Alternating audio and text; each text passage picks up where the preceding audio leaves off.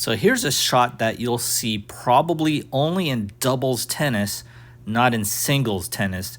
And before we get into it here, I just want to say a quick thank you to High Tennis for letting me use this video. And it's a great point, great doubles play, great video here. And so let's get into it right away. Let's check this point out here.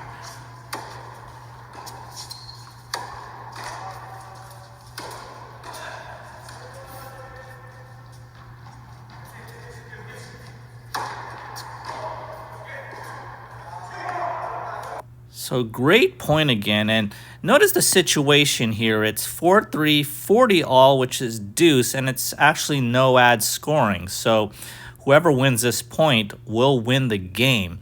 And the near end here, they're 4, and the other end, they're 3. And so this is break point. It's a big point.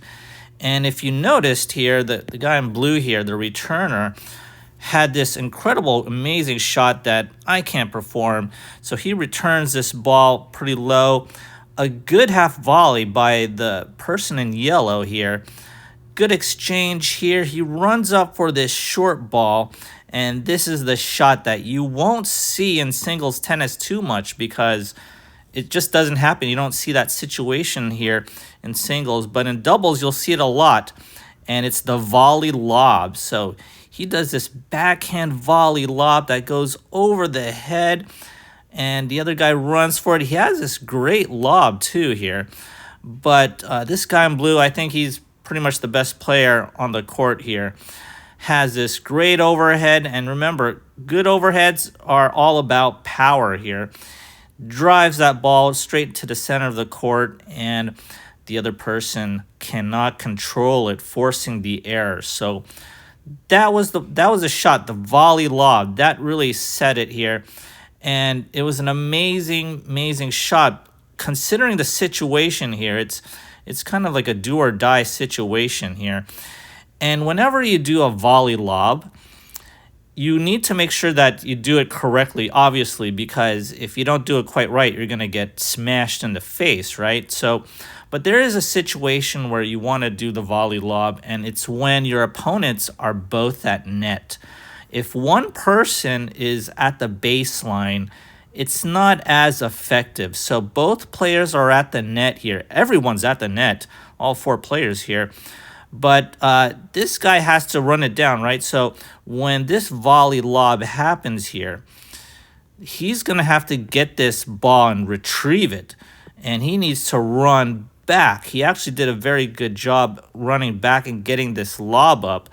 But it really sets up a very defensive situation. If the guy in yellow was still on the baseline, he could probably run laterally and crush that volley lob. So the volley lob is only going to be very good if both players, both your opponents, are at net.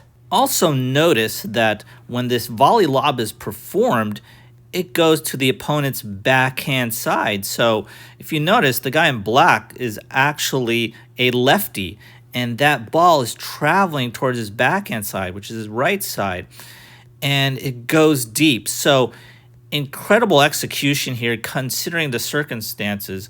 It's a do or die point, and the level of difficulty on this volley lob is just really high. On a scale of 1 to 10, it's pretty much a 10. You got to have good feel. But 2 things to learn. Make sure that both opponents are at the net if you're going to perform that volley lob, and try to get that lob over the backhand side of your opponent. And obviously, you're going to have good hands, good feel. And will you perform this in a very tough situation when it's break point or when it's game point? Well, if you can, that means you're clutch. I personally won't do it because I don't have that kind of hands. But if you have some good volley skills, good technique, why not? Go for that volley lob. If you enjoyed this video, kindly do me a favor and hit that like and subscribe button. As always, thanks for watching, and I'll see you next time.